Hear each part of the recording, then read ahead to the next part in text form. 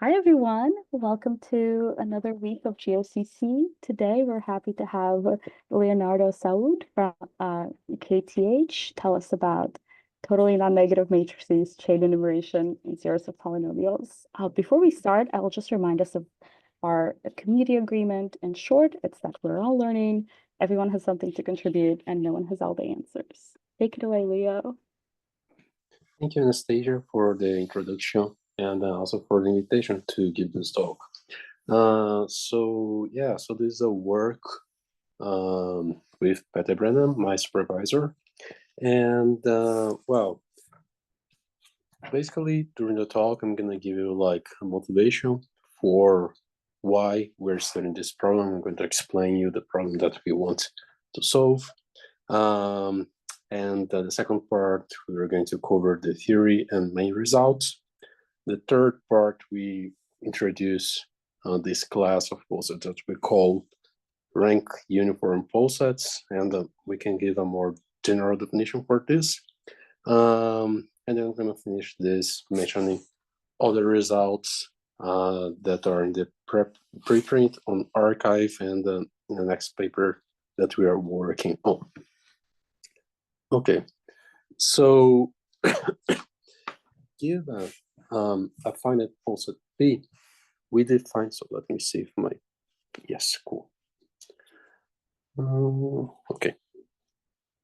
So given a finite poset P, we define this polynomial that's called the chain polynomial of my poset, where the coefficients of my polynomial, the ck of P, they are the number of k element chains in my poset P. And if you do not remember what the chain of poset is, so this is the number of sets that order like this, where the x1, xa are elements in the poset. Okay, so for example, if we have the poset in the picture, we have, well, a zero chain. There's one way of choosing none of the elements. We have 5 elements, so we have 5 one chains. We have 1, 2, 3, 4, 5, 6. And well, the last one is going to be when I choose this element and this element. So we have 7 two chains, and we also have 3 chains in my poset. This one, this, oops, this one, and this one. So this is how we define the chain polynomial of a finite poset. So a natural question in combinatorics when we are studying polynomials is for which, well, when are these polynomials real-rooted? In the case for which finite posets we have that the chain polynomial is real-rooted. We have a couple of examples here. When my poset P is the Boolean lattice, the chain polynomial will be real-rooted. When we have face lattices of simplicial polytopes, this also gives rise to a chain polynomial with real roots, only real roots. When we have posets that do not contain this structure, as in the subposet as proved by Stanley in 2009, the chain polynomial will also be real-rooted, and subspace lattices and partition lattices of types A and B, as proved by Athanasiadis and Kalampogi even new recently, they also have real-rooted chain polynomials. But so of course, there are like some counterexamples. And there is one that was showed by Stanbridge 2007 that there are examples of finite distributive lattices with non-rooted chain polynomials. Okay. So our idea here is to study some classes of posets that we are going to show that are real-rooted. We're going that the chain polynomial is real-rooted. We're going to, well, develop a method to, well, a unique method to prove that these classes are real-rooted and that they have real-rooted chain polynomials. And yeah, I'm gonna present at least one of the classes that we studied in the paper. Okay, but what is the main idea here? So the idea is going to be the following. So recall that in a bracket poset, so maybe it's going to be better if I write it blue. So given poset, we define the F polynomial of that poset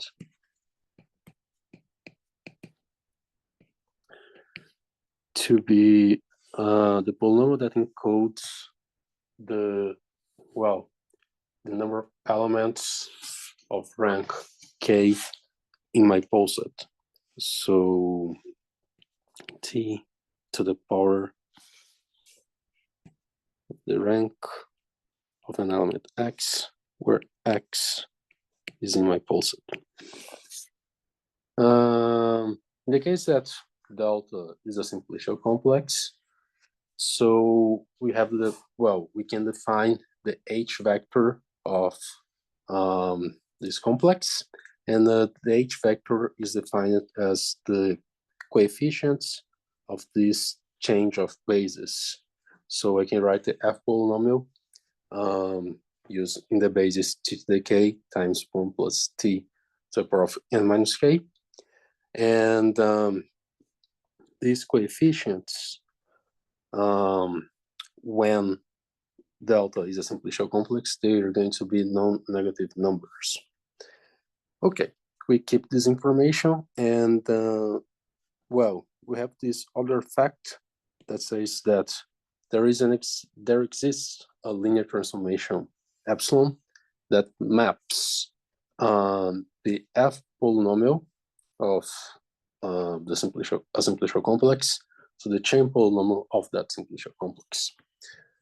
And we are going to see a result that guarantee to us that, well, if the coefficients of my chain polynomial written in this basis are non-negative, so this implies that the chain polynomial is real-rooted. So this was the idea that Brenti and Welker had to prove the, well, real-rootedness of the chain polynomials of simplicial complexes. And basically, we are going to mimic this idea here. So given any complex, we are going to define some, well, polynomials. These polynomials are and k. They are going to be the equivalent to the, well, the polynomials that I presented in the previous slide. So so in the case that we have the simplicial complex, they are t to the k, 1 plus t to the power of n minus k. I'm going to write the F vector of my complex using this basis. And I'm going to, well, observe that when the coefficients of my F vector written in this new basis are non-negative, the chain polynomial will be real-rooted as well.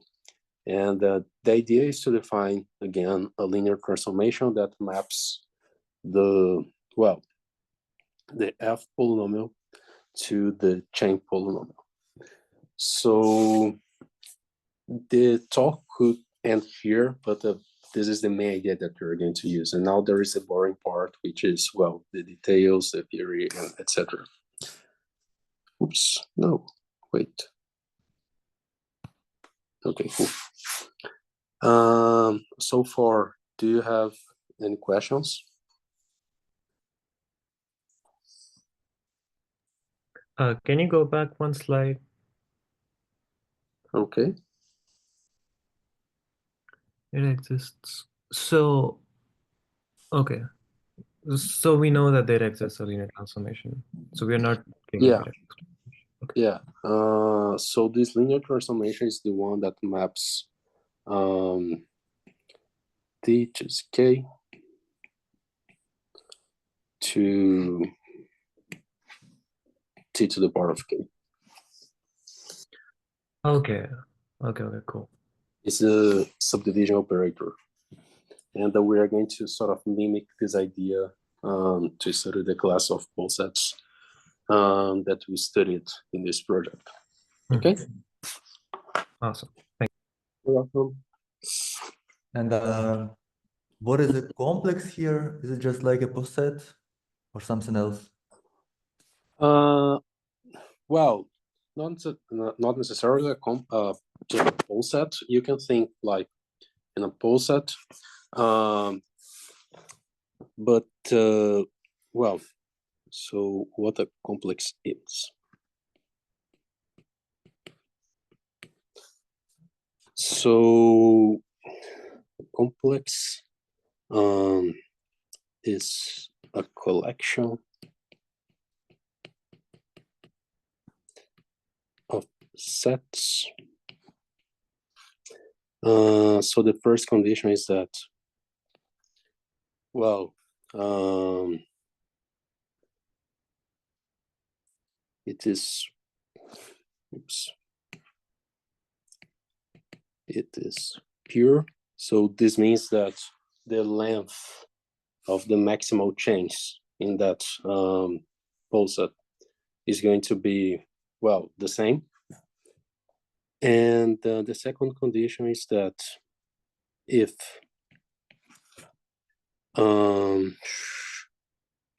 A and B are in this collection,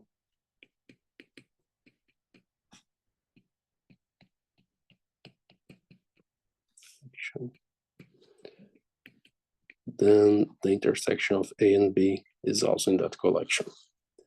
That I'm gonna call C. Then the intersection is also in C. Okay. Thanks. You're welcome. Okay. The reason for this is that we also want to generalize the idea for shellability for a class of posets that we studied, and yeah, we are going to define this shellability in such a way that these coefficients, the coefficients of f written in this new basis will always be non-negative. But this is for the future, like in 30 minutes, I'm going to talk about this. Okay, so we start with this definition of what a resolvable sequence or resolvable matrix is. We say that a sequence of polynomials or the matrix that's determined by the sequence of polynomials is resolvable if these three conditions are satisfied. So the first two conditions are more technical. This recursion is the important thing that we should keep track. This definition, well, this is a definition that it's independent of, well, the definition of a poset or not. So the sequence of polynomials, we can apply it to some other results that are not necessarily, well, in this chain polynomial stuff. I'm gonna give you like an example in my last slide, but for now, we don't need to think about posets. So, for example, if we define, if we look at the identity matrix, so we have these polynomials R and K, that they are always equal to T to the N, and we have some coefficients lambda that are also in the definition of resolvable sequences, that they should always be 0. If I have this matrix, of binomial coefficients, so we have the same polynomials, t to the k, 1 plus t to the power of n minus k, that I present to you some slides ago that were studied by Brenti and Welker. In this case, the coefficients lambda that satisfy the recursion, they are always equal to 1. And now a more elaborated example, which is, well, if I define my matrix, so the matrix that I'm defining is like this. So I have 1, 1, 1.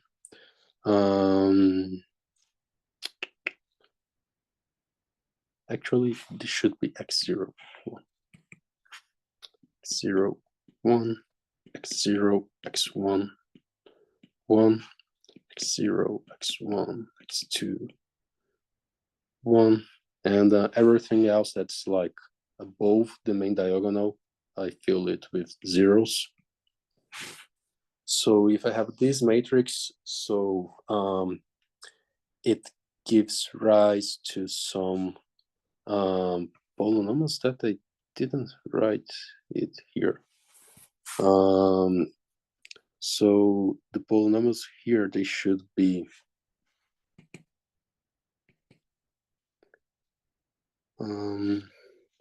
one plus x0 t. Oh wait, no, sorry. This is for future. This is x0 plus x1 t plus x2 t to the square plus blah blah blah x n minus 1 t to the power of n minus 1 plus t to the n. So if I have these polynomials, the polynomials R and K, they are given by, well, the recursion, when I apply the recursion to these polynomials R and T that I defined right here, they satisfy this equality, and the coefficients lambda and K, they are given by this expression here.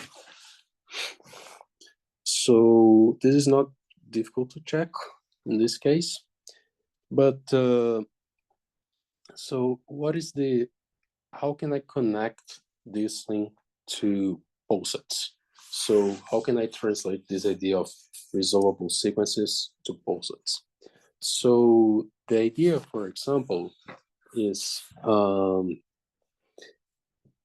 so if I have the face lattice of a square, for example, cannot make it.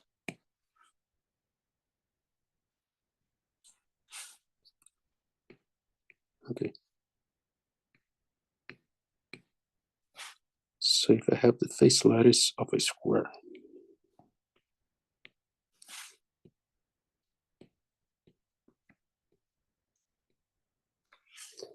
so what I'm going to do next, I'm gonna look at intervals of the form. So this is the bottom element.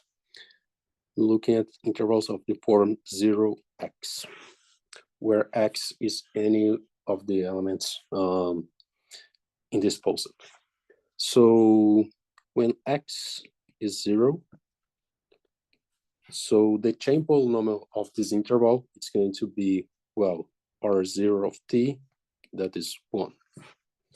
If, so x1, x2, x3.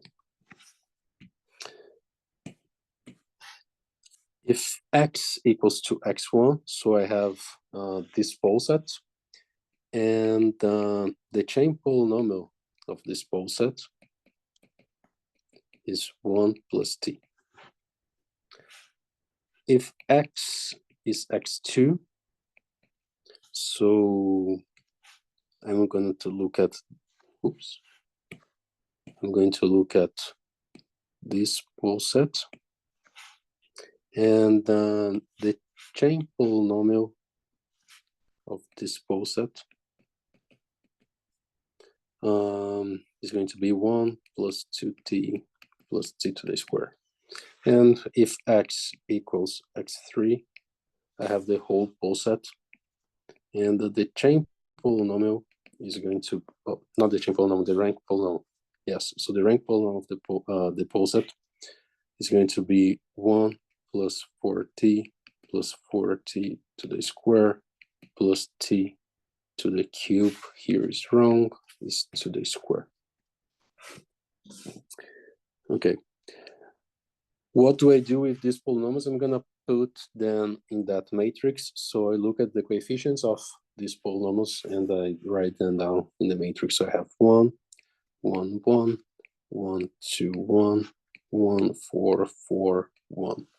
So the posets that we are going to look at, they have some sort of, they're like, we call them rank uniform, because when we look at elements at a level, so an element at level k, and then when I look at the interval 0x, where x is the element of level k, so the rank polynomial of this interval is going to be the same for any x in the same level, or for any x such that the rank of x is k. And then we are going to construct this matrix. So this is the connection of those matrices with poset. Is this like idea clear for all of you, or do you have any doubts? Yeah. Oh, yeah. sorry. So you're saying that all of the posets we're looking at are going to be rank uniform. Is that right? Or am I getting Yes. implication? So yes. So the idea is that we're going to study only rank uniform posets. Okay. Great. Makes sense. Thanks. You're welcome. Okay.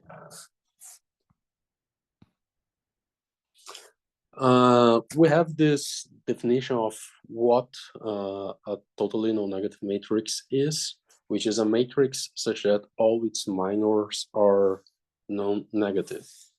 And this is connected to resolvability of polynomials. So this definition that I've just gave to you. So the main, so this second bullet, I'm not going to talk about it during this talk, but the important thing is the first bullet and the third bullet. So a matrix or a sequence of polynomials is resolvable if and only if the matrix that encodes the coefficients of this sequence of polynomials is totally non-negative. Okay. Now we should ask ourselves, so where did this idea come from? So maybe for some of you, it's not natural thinking about totally non-negative matrices and, well, real rootedness. But the thing is that there is a result from the 50s that, well, that relates these two results. So first of all, we have the definition of a Polya frequency sequence. So, or for short, PF sequence. So a sequence of real numbers is a PF sequence if and only if this matrix, which we call the Toeplitz matrix, is totally non-negative. So basically what we do, we write the elements of my sequence as columns, and we shift them by one when we move from one column to the one right to the next, right to the right of it. So this is how we construct this matrix, and if this matrix is totally non-negative, it's an infinite matrix, but I mean, the minors of the infinite matrix are well known. If the minors are also non-negative, always non-negative, so my sequence is going to be a PF sequence. And if I have a PF sequence with almost all elements of the sequence to be 0, we can define a polynomial using this PF sequence, and this polynomial is rerooted if and only if the sequence with a bunch of zeros, a0 to an, and a bunch of zeros is a PF sequence. Or, in other words, if the Toeplitz matrix of the chain polynomial is totally non-negative. So that's why we should expect some totally non-negativity when studying real rootedness of some polynomials. Okay? I cannot see, well, the videos, I cannot see the chat, so I'm gonna assume that so far it is good, or at least a little bit good. Yeah. Thank you. Okay, so to prove real rootedness, another concept that's interesting is the concept of interlacing polynomials. So we say that two polynomials, f and g, are, that f interlaces g if, f and g are real rooted. So f, g are real rooted. I'm going to write like this, or r. And so if the alphas are the roots of f and the betas are the roots of g, roots of f and g, then so they are displayed in the real line more or less like this. So in blue, I have the roots of f, and then in red, I have the roots of g. So for each root of f, there is a root of g to the right of this root of f. Okay. So in this case here, the degree of g can be the same as the degree of f, or one more. So the degree of g can also be the degree of f plus 1. And we also have a similar definition for a sequence of real-rooted polynomials.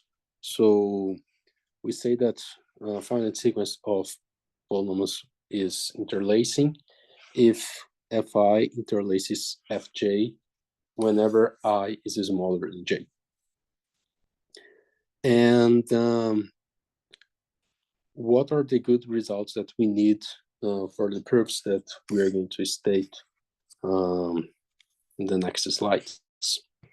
So there is this lemma that says that, well, if I have an interlacing sequence of polynomials, then there are some linear combinations, not necessarily linear because I have this 1 plus t and this t as well, but there are some almost linear combinations of these polynomials that gives me another collection of polynomials that are also real rooted. And in some cases, so we can also say that the roots of this polynomial are in the interval -1, 0. Okay? Cool. So I'm gonna finish this part about, well, roots, and I'm gonna talk about those linear operators that I told you. So I'm gonna define something that's called this subdivision operator associated to a matrix, not necessarily to a poset. So given this lower triangular matrix R, so the same matrix that we have been talking about through the whole talk, we can define recursively some polynomials that we call the chain polynomials. And they are defined the following way. So P0 of t is 1, as in the, so this is motivated by posets. And the P ends, they are given by this recursion.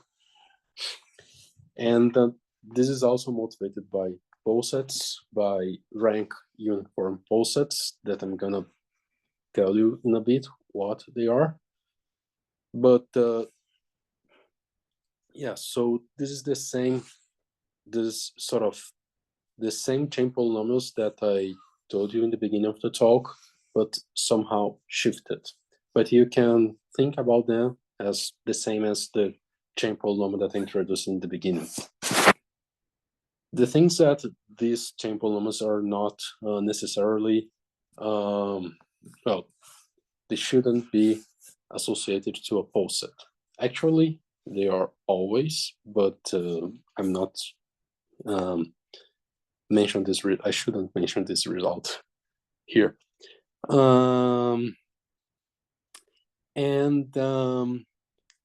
The subdivision operator associated to a matrix R is the, well, the linear map that's going to map t to the n to the, well, to the chain polynomial Pn. So in the case that Brenti and Welker studied, for example, these Pn polynomials are given by this.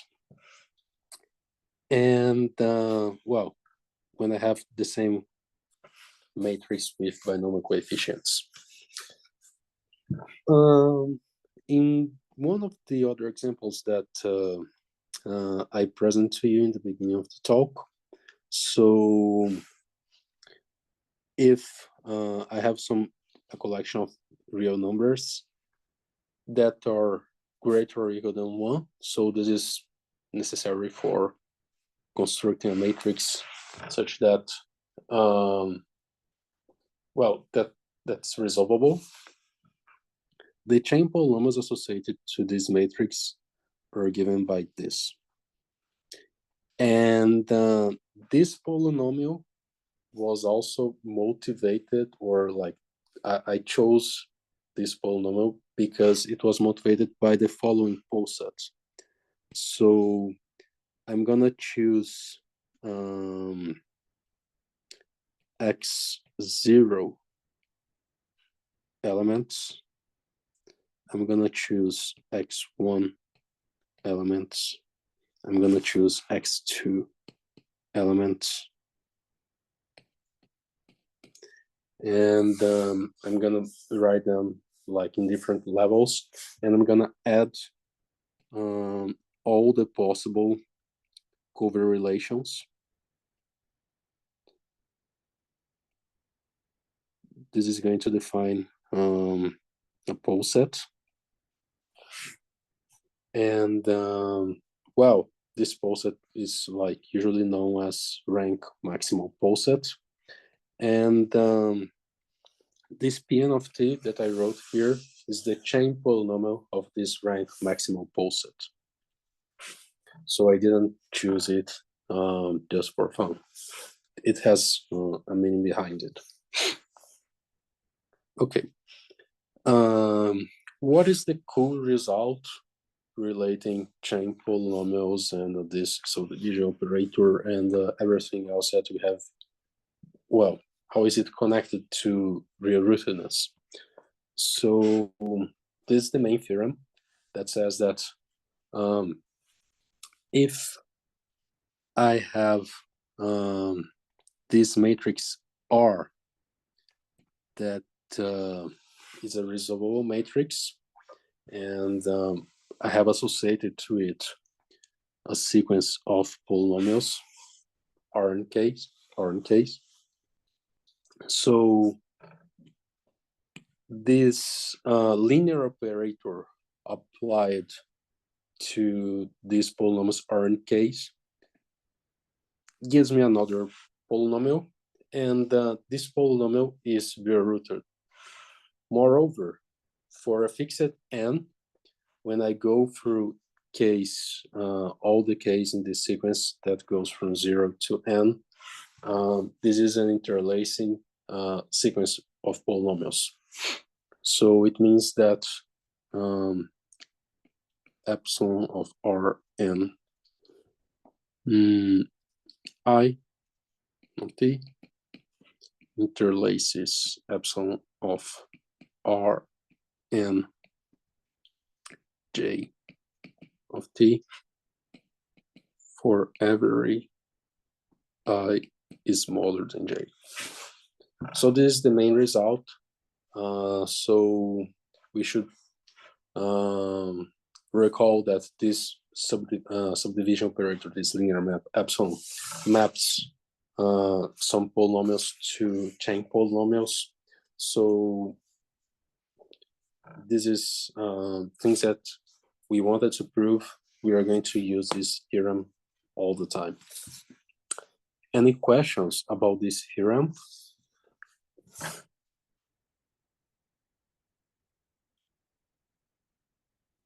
Okay.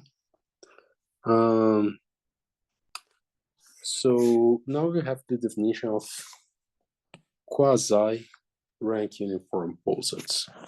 Quasi because they do not have to be well, ranked posets. We can define something that's called the quasi-rank of P. So the example that's in the next page is sort of clear. So I'm going to do an example then what is a quasi-rank uniform poset. So for example, for this poset,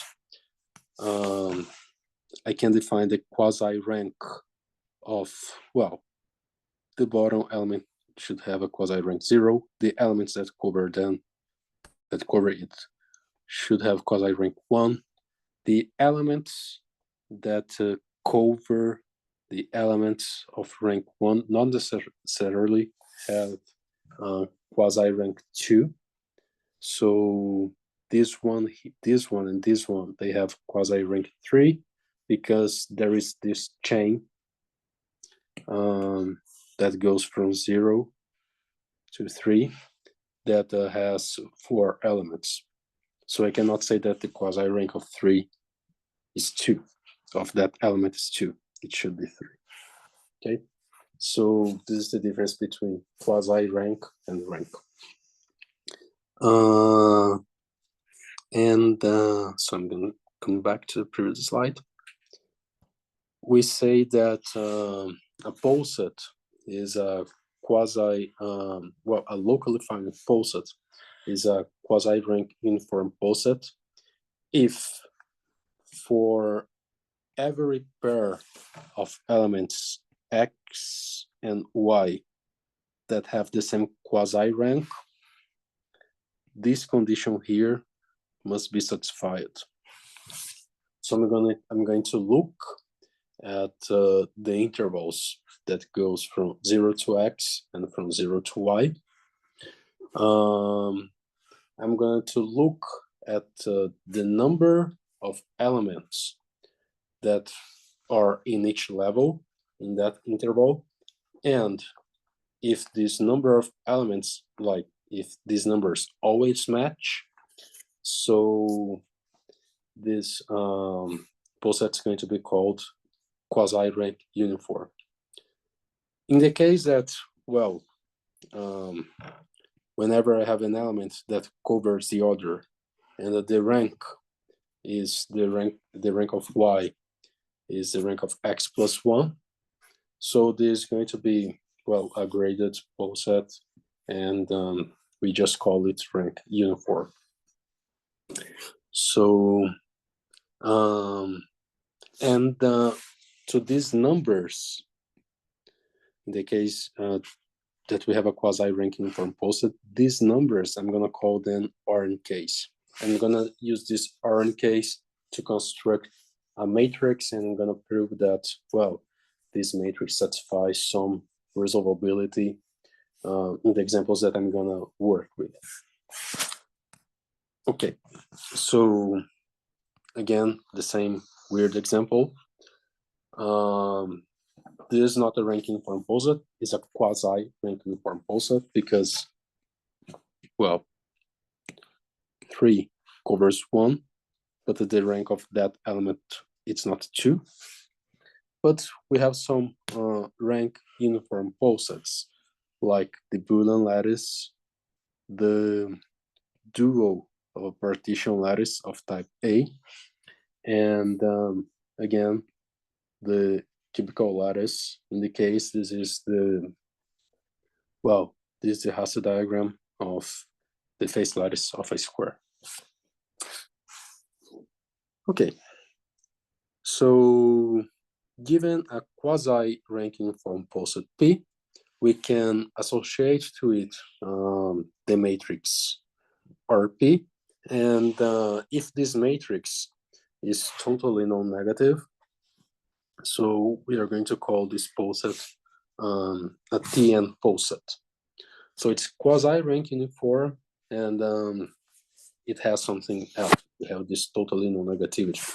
So all the examples in this slide are totally non-negative, but this previous example is not a TN poset.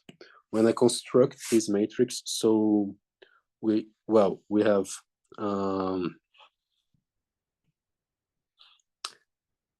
so 1, 1, 1 here. Now I look at, let me erase everything that I wrote here. When I choose any element that was ranked with 2, I look at this subposet. So I have one element that has rank 0, one element that has rank 1, and one element that has rank 2. When I choose an element of rank 3, so I have this poset, and the rank polynomial of that poset is 1, 2, 1, 1. And then when I choose an element of rank 4,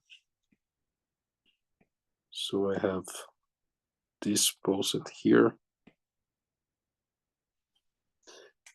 that has one element of rank 0, 4 elements of rank 1, 2 elements of rank 2, 2 elements of rank 3, and 1 element of rank 4.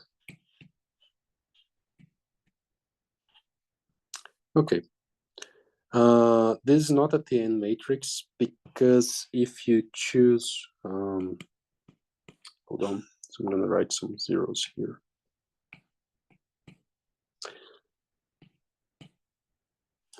So this is not a TN matrix because if you choose this minor, I guess this is going to be a negative number.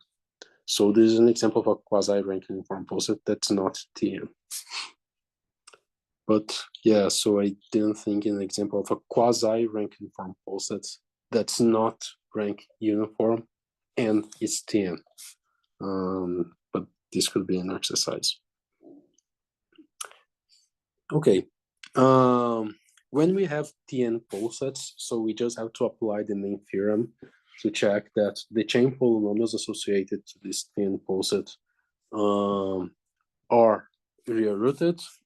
And we also have that two consecutive chain polynomials are interlacing. So this is a nice result. Moreover, we can do something that's called selection, which means that if I have a poset, in the case a poset that has top element and a minimum element, so I can choose some ranks in this TN poset. I'm gonna create a new poset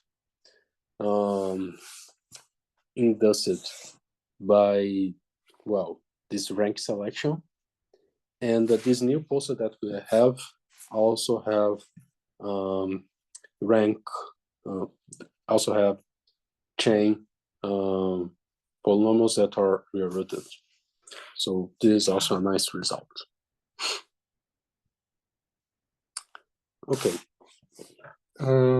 I think, so do I have 12 minutes left, including questions, right? Yes. Okay. So I'm gonna skip this part about P positive posets. Well, the main idea of P positive posets, so this is where we define the H vector. So we show that, well, basically we show that when we have TN posets, I can write the F polynomial of this TN posets using the basis of the polynomials Rn case. I'm gonna define it. The coefficients of this Rn case, I'm gonna call the H vector associated to that poset. And yeah, this we say that posets P positive if these coefficients are always non-negative numbers. Okay. So I'm gonna give you at least one example, which is the example of R cubical posets. So how do we construct a cubical poset? So for example, the face lattice of a square is constructed when we look at this, looks like a claw. It's not exactly a claw, but looks like a little bit. When we look at this Cartesian product, and then after we compute the Cartesian product, we're going to add a minimum element to it. So it's this Cartesian product, and after this, I'm gonna add this bottom element. So this is how we construct the face lattice of a square. We can generalize this. So if we want to construct the face lattice of a cube, we have to look at, well, the Cartesian product of this poset with itself 3 times. And if you want to generalize this to R cubical posets, so instead of, oh, oops, that shouldn't be an R, that should be in Z.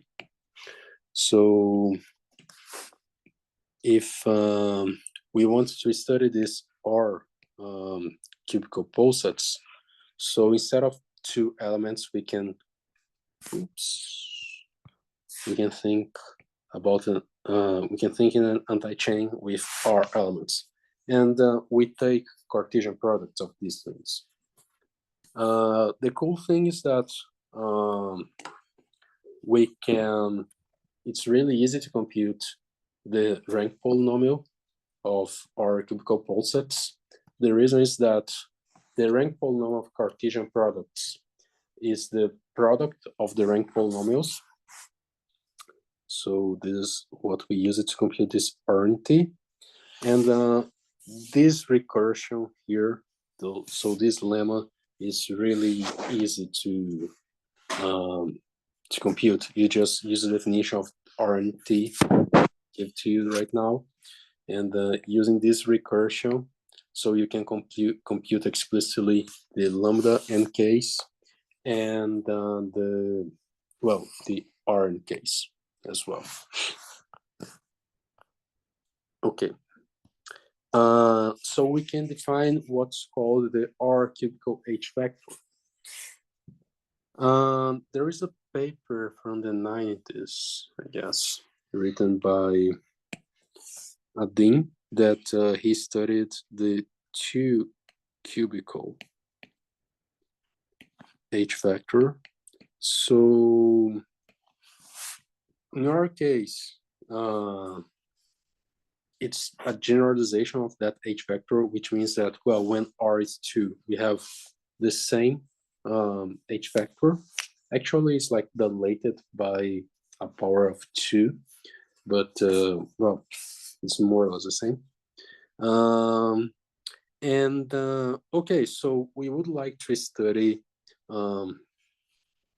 some classes of R cubical vectors, R cubical lattices that have non-negative H vector, which means that these coefficients are always greater or equal than 0. I'm not going through details here, but we have a definition of shellable cubical posets. And with this definition, we can sort of prove that the chain polynomial of shellable R cubical posets are real-rooted. And we can also do that for dual partition lattices. So the same idea, I can compute the R and K polynomials explicitly. I can define a notion of shellable dual partition lattices, and we can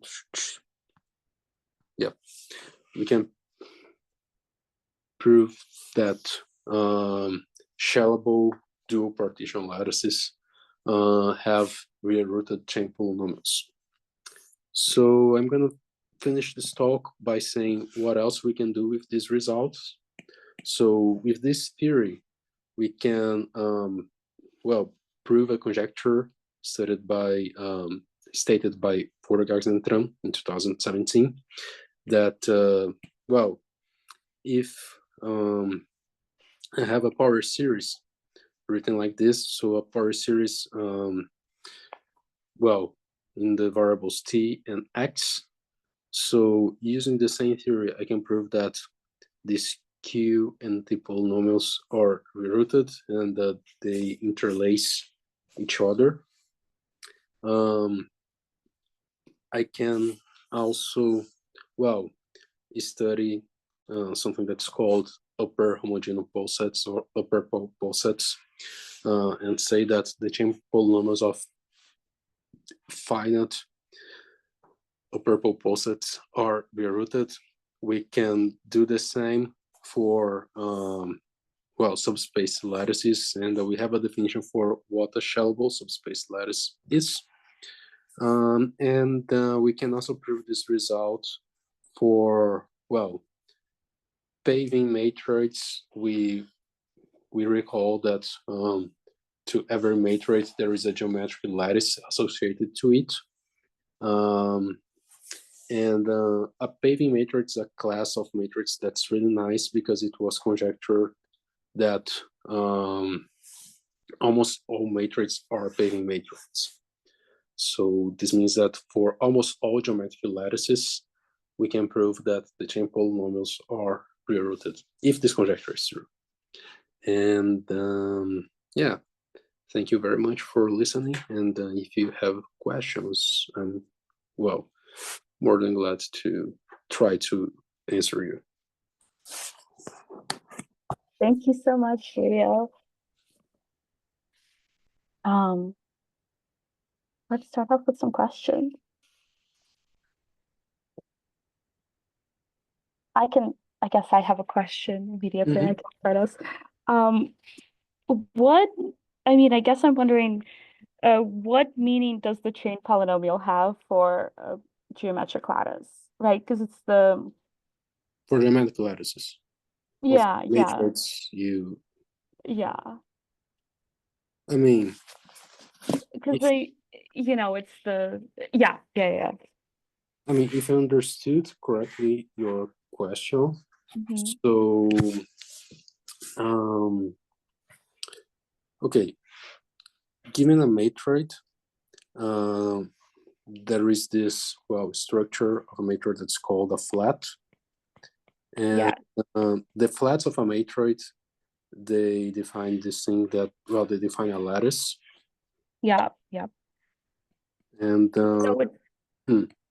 sorry. So I guess it's going to give us the number of flags we can have. Flags of flats we can have. It's the number of chains of flats. Yes, but does that polynomial have a special name? There's so many different things that people care about with a matrix, I guess. I guess I'm wondering if this polynomial has a geometric meaning. What does it have a special name? All of that. As far as I know, it doesn't have a special name. Okay. And as far as I know, I mean, I haven't seen many people studying this polynomial for geometric lattices. Yeah. I mean, this conjecture was stated by Athanasiadis 2 years ago. Yeah. Very recent. Yeah. Nice. Okay, thanks.